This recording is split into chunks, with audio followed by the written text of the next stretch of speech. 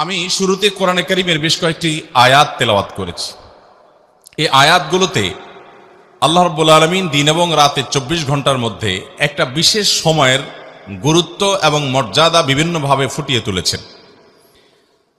ফজরের আগে এবং ফজরের পরে যে সময়টা, দিন এবং রাত 24 ঘন্টার মধ্যে এই সময়টা, বিশেষ করে সূর্য উঠার আরো পর পর্যন্ত চারটে সালাতের আগ পর্যন্ত পুরা সময়টা, এই সময়টা আল্লাহ রাব্বুল আলামিনের কাছে অনেক গুরুত্বপূর্ণ। কোরআনে কারীমে আল্লাহ তাআলা অনেক সময়ের নামে শপথ করেছেন এবং অনেক বস্তুর নামে শপথ করেছেন। আল্লাহ তাআলা তিনি কোনো কথা বলার জন্য শপথ করার কোনো দরকার নাই। আমরা সাধারণত শপথ করি কেন? যে আমার কোনো কথা এটা যদি কেউ বিশ্বাস না করে, অবিশ্বাস্য কোনো কথা বলতে হলে আমরা শপথ করে বলি আল্লাহর শপথ, এর মানে আমার কথাটা সত্য। আল্লাহ রাব্বুল আলামিনের কথা তো লা রাইবা ফিহ, তার কথার ব্যাপারে কোনো সন্দেহ করার সুযোগ নাই। তারপরও তিনি শপথ করে মাঝে মধ্যে অনেক কথা কোরআনে বলেছেন। কেন? যেন আমরা বুঝতে পারি যে যেই কথা আল্লাহ তাআলা শপথ করে বলেছেন ওই কথাটা এত গুরুত্বপূর্ণ যে আমরা সাধারণত বললে শপথ করা ছাড়া বলতাম না। এটার গুরুত্ব বোঝাবার জন্য শুধুমাত্র তিনি শপথ করেছেন, না হলে শপথ তার করার কোনো প্রয়োজন ছিল না। দ্বিতীয়ত, আল্লাহ তাআলা যে বস্তুর নামে, তার যে সৃষ্টির নামে শপথ করেন, ওই সৃষ্টিটারও বিশেষ মর্যাদা তার কাছে আছে। এটি প্রমাণিত হয় ওই বস্তুর নামে শপথ করার মাধ্যমে। কারণ আল্লাহ তাআলা ওই বস্তুর নামে শপথ করা মানে হলো সেই বস্তুর বড়ত্ব আল্লাহ রাব্বুল আলামিন প্রমাণ করতে চাইছেন যে ওটা বিশেষ গুরুত্ব আছে, এজন্য তার নাম ধরে আল্লাহ তাআলা শপথ করছেন। কিন্তু আল্লাহ ছাড়া আর কারোর জন্য, অর্থাৎ আমাদের জন্য শপথ করতে হলে আল্লাহ ছাড়া আর কারোর নামে, কোনো ব্যক্তি বা কোনো বস্তুর নামে শপথ করা জায়েজ নাই। নবী করিম সাল্লাল্লাহু আলাইহি ওয়াসাল্লাম বলেছেন, মান আরাদা আন ইয়াহলিফা ফালইয়াহলিফ বিল্লাহি আও লিয়াসমুত। যে ব্যক্তি শপথ করতে চায়, যে ব্যক্তি কসম কাটতে চায়, সে আল্লাহর নামে কসম করবে, আর না হলে চুপ থাকবে। আল্লাহ ছাড়া কারোর অন্য কিছুর নামে শপথ করবে। আমাদের দেশে তো অনেক আইটেমের শপথ আছে। যারা গাড়ি চালায় তারা স্টিয়ারিং হুইল ছুঁয়ে শপথ করে, আছে না নাই? স্টিয়ারিং হুইল ছুঁয়ে শপথ করে না? আবার যারা দোকানদার, অনেক দোকানদার আছে ক্যাশ বাক্স ছুঁয়ে শপথ করে, আছে কি না? অনেকে আছে নিজের সন্তানের মাথা ছুঁয়ে শপথ করে, আছে না নাই? অনেকে আছে নিজের মাথা ছুঁয়ে শপথ করে, অনেকে আছে দেশের মাটি ছুঁয়ে শপথ করে। এরকম বহু তালের শপথ আমাদের দেশে আছে না নাই? অথচ এগুলোর কোনোটাই কোরআন এবং হাদিসের আলোকে বিশুদ্ধ কোনো শপথ নয়, এগুলো নিষিদ্ধ। শপথ শুধুমাত্র হবে কার নামে? আল্লাহর নামে। আল্লাহ রাব্বুল আলামিন তার বিভিন্ন সৃষ্টির নামে শপথ করেছেন, সেটি একমাত্র আল্লাহর জন্য, আল্লাহর বিষয়। কিন্তু আল্লাহ নিজেই বিধান দিয়েছেন আমাদেরকে তার নবীর মাধ্যমে যে আল্লাহ ছাড়া কারোর নামে আমরা শপথ করব। আল্লাহ রাব্বুল আলামিন কোরআনে কারীমের বেশ কয়েকটি জায়গায় সকালের সময়টার নামে শপথ করেছেন, অনেক জায়গায়। আপনি অবাক হবেন, কোরআনে কারীমের এক দুই জায়গা নয়, বেশ অনেকগুলো জায়গায় আল্লাহ রাব্বুল আলামিন এই একটি সৃষ্টির নামে শপথ করেছেন। অন্য কোনো বিষয় এরকম সচরাচর পাওয়া যায় না যে গোটা কোরআন জুড়ে আল্লাহ রাব্বুল আলামিন এই একটি বিষয়ের নামে অনেক জায়গায় শপথ করেছেন, এরকমটি পাওয়া যায় না। কিন্তু সকালবেলার যে সময়টা, ভোরবেলার যে সময়টা, এই সকালের সময়টা, এটা এত গুরুত্বপূর্ণ আল্লাহর কাছে যে আল্লাহ তাআলা কোরআনে কারীমে বিভিন্ন জায়গায়, বিভিন্নভাবে, বিভিন্নবার এই টাইমটার নাম ধরে শপথ করেছেন। তার মানে এই টাইমটার বিশেষ গুরুত্ব আল্লাহ তাআলার কাছে আছে। কোথাও আল্লাহ তাআলা বলেছেন ওয়াস-সুবহি ইযা তানাফাস, সকালের শপথ, যখন সে সকাল বিকশিত হয়, উদ্ভাসিত হয়, আস্তে আস্তে আলোকিত হতে হতে দিনের দিকে পরিপূর্ণভাবে চলে যায়, সেই সকালের শপথ, অর্থাৎ দিনের প্রথম অংশের শপথ।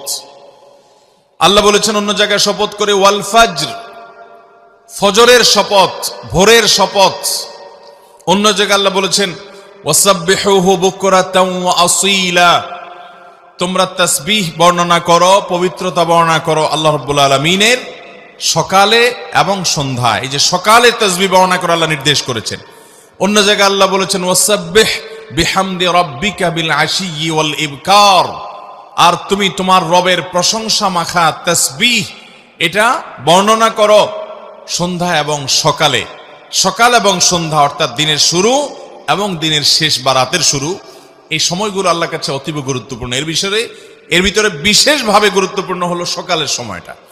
নবী করিম সাল্লাল্লাহু আলাইহি সাল্লাম দোয়া করেছেন, আল্লাহুম্মা বারিক লি উম্মতি ফি বুকুরিহা, আল্লাহ আমার উম্মতকে আপনি সকালের এই সময়টাতে বারাকা দান করেন। নবী সাল্লাল্লাহু আলাইহি সাল্লাম নিজে বরকতের দোয়া করেছেন আমাদের জন্য কোন সময়ে? সকালের সময়। অতএব মোহতারাম হাজিরিন, একজন ইমানদারের কাছে দিন এবং রাত 24 ঘন্টার মধ্যে বিশেষ তাৎপর্য এবং গুরুত্বপূর্ণ সময় হলো সকালের সময়টা। এজন্য এই সকালের সময়টাতে আল্লাহ রাব্বুল আলামিন আমাদেরকে অনেকগুলো কর্মসূচি দিয়েছেন, অনেকগুলো ডিউটি ইসলামে দেওয়া হয়েছে।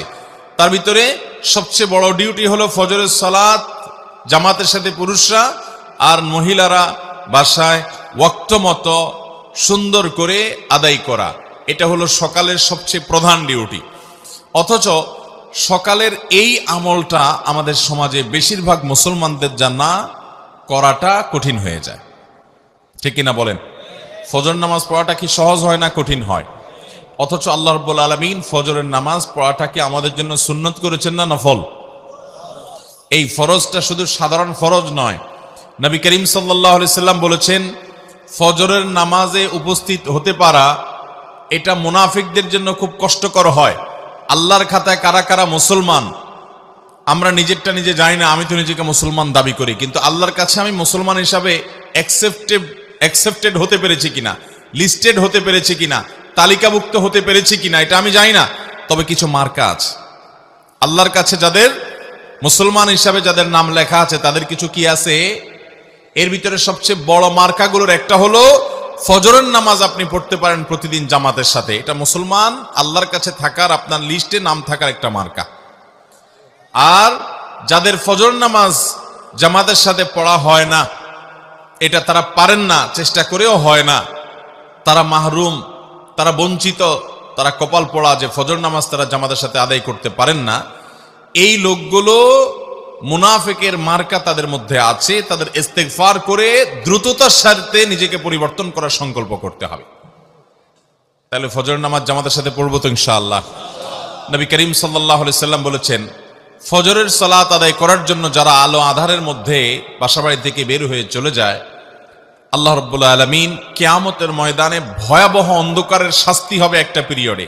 কিয়ামতে যে শাস্তি হবে তার একটা সময় থাকবে ভয়ঙ্কর অন্ধকার, ঘুটঘুটে অন্ধকার। এই ঘুটঘুটে অন্ধকারের মধ্যে আল্লাহ রাব্বুল আলামিন দুনিয়াতে ফজরের নামাজ যারা আদায় করার জন্য মসজিদ থেকে আলো আঁধারের মধ্যে বের হয়ে, বাসা থেকে বের হয়ে মসজিদে চলে গেছে, এই কষ্ট করে আরামের ঘুমকে হারাম করে মসজিদে গিয়ে যারা ফজর নামাজ আদায় করে, কিয়ামতের ভয়াবহতম দিনে এই ভয়ঙ্কর অন্ধকারের শাস্তি থেকে আল্লাহ তাআলা তাদেরকে মাফ করবেন। তারা আলো পাবে সেদিন, তাদেরকে আল্লাহ তাআলা অন্ধকারে রাখবেন না। এই জন্য ফজর নামাজ আদায় করবো তো ইনশাআল্লাহ। এটা ইমানদারের মার্কা, মুসলমানের মার্কা। আর ফজর নামাজ পড়তে না পারা এটা মুনাফিকের মার্কা। অতএব মুনাফিকের এই মার্কা পরিহার করবো তো ইনশাআল্লাহ। সকালের এই সময়টা আল্লাহ তাআলার কাছে অতীব গুরুত্বপূর্ণ ভাইরা। সেজন্য এই সময়ের সবচেয়ে বড় কর্মসূচি হলো ফজরের সালাতটা ঠিক মতো আদায় করা। নবী করিম সাল্লাল্লাহু আলাইহি সাল্লাম বলেছেন, যে ব্যক্তি ভোর রাতে ঘুম থেকে উঠে আরামের ঘুম হারাম করে, অনেক কষ্ট হয় কিন্তু কষ্ট উপেক্ষা করে সে উঠে, এবং দেখবেন বিশেষ করে শীতের সময়, অবশ্য শীতের সময় শয়তান এক আইটেম দেয়, গরমের সময় আরেক আইটেম নিয়ে হাজির হয়। শীতের সময় শয়তান বলে, এত আরামের ঘুম, মাত্র কম্বলটা গরম হয়েছে, এখন এই কম্বল ফেলে উপরে বাহির হলে ঠান্ডা শেষ হয়ে যাব, পানিও ঠান্ডা, বাহিরেও ঠান্ডা, মসজিদের পথে যেতেও শীত লাগবে, কষ্ট হবে, শয়তান উঠতে দেয় না। আর গরমের দিনে শয়তান তো আর ঠান্ডার কথা বলতে পারে না। গরমের দিনে বলে যে, যেহেতু রাতটা ছোট, মাত্র শুইলাম, ঘুমটা তো এখনো পুরে নাই, আরেকটু শুই। এভাবে শয়তান ধোকা দেয় কি দেয় না? নবী করিম সাল্লাল্লাহু আলাইহি সাল্লাম বলেছেন, শয়তানের সাথে এই লড়াইয়ে যারা টিকতে পারে, জিততে পারে, যাদের ঈমানের শক্তি আছে, যারা আল্লাহর উপর তাওয়াক্কুল করে আল্লাহকে খুশি করবার জন্য সব কম্বল ফেলে রেখে যারা উঠে যায় এবং ফজর নামাজ যে পুরুষরা মসজিদে গিয়ে জামাতের সাথে আদায় করে, নবী আলাইহিস সালাম বলেছেন, ফাসবাহা নাশীতান নফস, এই ব্যক্তি তাকে আল্লাহ রাব্বুল আলামিন এত ফ্রেশ করে দেন যে দিনটা তার হাসি খুশিতে যায়, ফ্রেশ মুডে থাকে, বরকত তার জীবনে সে লাভ করে। কারণ নবী সাল্লাল্লাহু আলাইহি সাল্লাম বরকতের দোয়া তার জন্য করেছেন। এই জন্য ফজর নামাজ জামাতের সাথে পড়বো তো ইনশাআল্লাহ। আর যদি ফজর নামাজ কেউ না পড়ে, 7টা 8টা 9টায় ঘুম থেকে উঠে, নবী করিম সাল্লাল্লাহু আলাইহি সাল্লাম বলেছেন, এই ব্যক্তি কাসলান, অলস, শরীরটা মেজমেজ করে। খেয়াল করে দেখেন, 7টা 8টা 9টা যদি কখনো কোনো কারণে যদি ঘুম আপনি ভারী হয়ে যায়, ফজর নামাজ পড়তে না পারেন, দেখবেন আপনার ভিতরে ফ্রেশ লাগছে না, আনফ্রেশ লাগবে, নোংরা নোংরা একটা ভাব লাগবে। আর যদি ফজর নামাজ জামাতের সাথে পড়তে পারেন, রাত 2টায় শুয়েও যদি ফজর নামাজ জামাতের সাথে পড়েন, ওযু করে নামাজ পড়ে যখন মসজিদ থেকে বাসার দিকে আসবেন, তখন দেখবেন আপনার কাছে ফ্রেশ মুড লাগছে। যারা ফজর নামাজ পড়েন নিয়মিত তারা জানেন যে মনটা কত খুশি খুশি লাগে, কত ভালো লাগে। সকালের হাওয়া খেতে খেতে তারা বাড়ির দিকে আসেন এবং এই সময়টাতে আল্লাহ রাব্বুল আলামিন প্রচুর পরিমাণে বারাকা দান করেন। এজন্য ভাইরা আমার, আমাদের জীবনে আমরা কখনো ফজরের নামাজ জামাতে পড়া ত্যাগ করব না ইনশাআল্লাহ। আপনি যদি একটা সমাজের এলিট শ্রেণীর মুসলমান দেখতে চান, অর্থাৎ আল্লাহর খাতায় যারা মুসলমান হিসেবে অনেক আপার ক্লাসের মুসলমান, যারা অনেক উঁচু শ্রেণীর মুসলমান, অনেক উন্নত মানের মুসলমান এবং জান্নাতি হিসাবে যাদের মর্যাদা অনেক উপরে, এরকম পিওর এবং খাঁটি নির্ভেজাল ক্রিম মুসল্লি যদি দেখতে চান একটা সমাজের, তো দেখবেন ফজর নামাজের জামাতে কারা হাজির হয়। অন্য অনেক নামাজ অনেকে পড়তে পারে, কিন্তু ফজর নামাজ সবার পড়া নসিবে। অতএব আমরা ফজর নামাজ জামাতের সাথে পড়বো তো ইনশাআল্লাহ। ফজর নামাজ জামাতের সাথে পড়ার জন্য আপনাকে একটা কাজ অবশ্যই করতে হবে, সেটা হলো রাতে তাড়াতাড়ি ঘুমাইতে হবে। অতএব মোবাইলের টিপাটিপি এটা নিয়ন্ত্রণ করে ফেলতে হবে। এশার নামাজের পরে আর কোনো মোবাইল টিপাটিপি করা যাবে, এটাকে নিয়ন্ত্রণ করে ফেলতে হবে। দরকারি কোনো কাজ থাকলেও খুব দ্রুততার সাথে সেরে শোয়ার পরে আর এই মোবাইলের মোনাজাত দেওয়া যাবে। মোবাইল দিয়ে 2 হাত দিয়ে ধরে ধরে যেভাবে মোবাইল টিপেন, মনে হয় যে মোবাইল দিয়ে মোনাজাত দিচ্ছেন। এই মোবাইলের মোনাজাত যদি আপনি করেন রাত 12টা 1টা 2টা পর্যন্ত শুয়ে শুয়ে, তাহলে ফজর নামাজ পড়াটা সহজ হবে না কঠিন হবে? অতএব ফজর নামাজ আমরা জামাতের সাথে পড়ার নিয়ত করলাম তো ইনশাআল্লাহ। নবী করিম সাল্লাল্লাহু আলাইহি সাল্লাম সকালের এই সময়টাকে এত গুরুত্ব দিতেন যে প্রিয়নবী সাল্লাল্লাহু আলাইহি সাল্লাম ফজরের পরে নিজ জায়গায় বসে জিকির আজকার তাসবিহ তিলাওয়াত করার জন্য উৎসাহ দিতেন। সকাল সন্ধ্যায় অনেকগুলো তাসবিহ আছে, কোরআনেও আল্লাহ তাআলা বলেছেন সকালে তাসবিহ পেশ করার জন্য, জিকির করার জন্য, আল্লাহ স্মরণ করার জন্য। এই জন্য আমরা এই আমলটা করব। বিশেষ করে ফজর নামাজের পরে কেউ যদি জায়নামাজে বসে থাকে এবং এশাকের সময় হওয়া পর্যন্ত, সূর্য ওঠার 15-20 মিনিট পর পর্যন্ত বসে বসে জিকির আজকার তাসবিহ তেলাওয়াত করে এবং 2 রাকাত এশাকের নামাজ এরপরে যদি সে আদায় করে, আল্লাহ রাব্বুল আলামিন তাকে একটা পূর্ণাঙ্গ হজের সওয়াব দান করেন। এবং আল্লাহ রাব্বুল আলামিনের এই বিশাল বড় নিয়ামত এবং পুরস্কার লাভের জন্য নবী করিম সাল্লাল্লাহু আলাইহি সাল্লাম এবং সাহাবায়ে কেরাম ফজরের পরে বসে জিকির আজকার করতেন। এরপরে নবী করিম সাল্লাল্লাহু আলাইহি সাল্লাম সাধারণত অন্যান্য অনেক কাজ সাহাবীদেরকে নিয়ে বিভিন্ন কথা, দরকারি প্রয়োজনীয় কথা বলতেন, অন্যান্য আমল করতেন, সালাতুদ দুহা আদায় করতেন, কিন্তু ঘুমাতেন না। কিন্তু আমাদের সমাজে আজ বেশিরভাগ মানুষ, শহরে তো বটেই, গ্রামেও আজকাল এই বদভ্যাস হয়ে গেছে যে ফজরের পরে না ঘুমাইলে হয় না। ঠিক কিনা বলেন? অনেক মানুষ আছে যে ফজরের পরে না ঘুমাইলে তার হয় না, সে রাতে না ঘুমাই থাকতে পারে, মাগার ফজরের পরে তাকে ঘুমাইতে। ভাইরা আমার, যে সময়ে আপনার জীবনে বরকতের দোয়া নবী করিম সাল্লাল্লাহু আলাইহি সাল্লাম করেছেন, ওই সময়টাকে কাজে লাগাতে হবে। আপনি একজন কর্মজীবী, ফজর নামাজ পড়ে দোয়া জিকির আজকার তেলাওয়াত এশাক পড়ে আপনি দ্রুত কাজে নেমে যান। আপনি একজন কৃষক, আপনি মাঠে নেমে যান। আপনি যেই কোনো পেশার মানুষ হন, এমনকি স্টুডেন্ট যারা আছেন, আমাদের দেশে ছাত্র ভাইদেরকে দেখা যায় তারা রাত 12টা 1টা 2টা পর্যন্ত জেগে জেগে পড়ে, চোখ লাল করে ফেলে, এরপরে যে ঘুম দেয়, এক ঘুমে সকাল 8টা 9টা বাজে উঠে। ঠিক কিনা বলেন? এটা কোনো আদর্শ শিক্ষার্থীর জন্য, তাদের পড়ালেখা করার জন্য কোনো আদর্শ সময় হতে পারে না। এদেশে হেফজখানাগুলো দেখবেন, ছোট ছোট বাচ্চা ছেলেরা কোরআনে কারিমের 30 পারা অল্প কিছুদিনের মধ্যে তারা মুখস্থ করে ফেলে, তাদের বক্ষে পুরো 30 পারা কোরআন মুখস্থ হয়ে যায়। তারা কোরআনকে নিজের মধ্যে রপ্ত করে ফেলতে পারে খুব অল্প সময়ের মধ্যে। তাদের এই কোরআনকে দ্রুততম সময়ে মুখস্থ করে ফেলার পেছনে একটা অন্যতম বড় কারণ হলো তাদের এই পড়াশোনার টাইমিংটা। বাংলাদেশের সমস্ত হেফজখানা মাদ্রাসাগুলোতে দেখবেন এশারের পরে 1-2 ঘন্টার মধ্যে তারা ঘুমিয়ে পড়ে। 9টা 10টার ভিতরে প্রায় শতভাগ হেফজখানার ছাত্ররা শুয়ে পড়ে এবং তারা উঠে যায় ভোরে ফজরের আগে। ফজরের আগে যে উঠে 10টা 11টার আগ পর্যন্ত তারা আর ঘুমায় না। ফজরের আগেও পড়ে, ফজরের পরেও পড়ে। রাতভর যখন 6-7 ঘন্টা ঘুম হয়, তখন এই ঘুম থেকে উঠার পর মাথাটা সম্পূর্ণ, ব্রেইনটা সম্পূর্ণ ফ্রেশ থাকে। তখন যা পড়ে সেটা রপ্ত হয়ে যায়, খুব দ্রুততার সাথে মুখস্থ হয়। অন্য সময় যেটা মুখস্থ করতে 2 ঘন্টা লাগে, সকালবেলা বা ভোরবেলা মুখস্থ করতে সেটা 1 ঘন্টায় যথেষ্ট হয়। অতএব সকালের এই সময়টাকে আমরা কদর করব তো ইনশাআল্লাহ। এই সময়টাকে কদর করতে হলে রাতে তাড়াতাড়ি ঘুমাইতে হবে। মাহফিলের মৌসুমে একটু কষ্ট হয়, এর বাইরে অন্য সময় আলহামদুলিল্লাহ আমরা আমাদের বাসা বাড়িতে এটা আমল করার চেষ্টা করি যে রাতে দ্রুততার সাথে সময় তাড়াতাড়ি বিছানায় চলে যাওয়া। নবী করিম সাল্লাল্লাহু আলাইহি সাল্লাম সম্পর্কে আম্মা জানা আয়েশা বলেছেন, কানান নবী সাল্লাল্লাহু আলাইহি সাল্লাম ইয়াকরাহুন নাওম ক্বাবলা আল ইশা ওয়াল হাদিস বাদা। নবী সাল্লাল্লাহু আলাইহি সাল্লাম এশার আগে কথাবার্তা বলা, গল্পগুজব করা, এশার আগে ঘুমানো তিনি এটা অপছন্দ করতেন, আর এশার পরে কথাবার্তা বলা, গল্পগুজব করা, আড্ডা মারা অপছন্দ করতেন। অথচ আমাদের আড্ডা 24 ঘন্টার ভিতরে সবচেয়ে জমে বেশি এশার পরে, ঠিক কিনা বলেন? টেলিভিশন চ্যানেলগুলো সবচাইতে আকর্ষণীয় প্রোগ্রামগুলো সব রাখে কখন?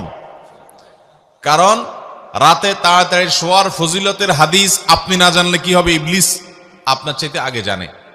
যেহেতু আপনাকে আমাকে জাহান্নামে নেওয়া ইবলিসের সবচেয়ে বড় এজেন্ডা, এজন্য আমাদের ক্ষতি করার জন্য হাদিসে যেটাকে যত বেশি গুরুত্ব দিছে, ইবলিস ওইটা আমাদেরকে দিয়ে তত বেশি ভায়োলেশন করায়, লঙ্ঘন করায়। এই জন্য দেখবেন এশার পরে আড্ডা মারতে যে মজাটা হয়, অন্য কোনো টাইমে আড্ডায় এ মজা হয় না। ভাইরা আমার, এই জন্য আমাদেরকে প্রতিজ্ঞা করতে হবে যে আমাদের যত কাজ কাম আছে সব এশারের মধ্যে সারতে হবে, এশারের পর দ্রুততার সাথে শুইতে হবে, তাহলে আর সকালে ঘুমানোর দরকার হবে। সকালের এই সময়টাতে আল্লাহ তাআলা বরকত দান করেন। নবী সাল্লাল্লাহু আলাইহি ওয়াসাল্লাম দোয়া করেছেন, আল্লাহুম্মা বারিক লি উম্মতি ফি বুকুরিহা, আল্লাহ আমার উম্মতকে সকালবেলার সময়টাতে বরকত দিয়েন।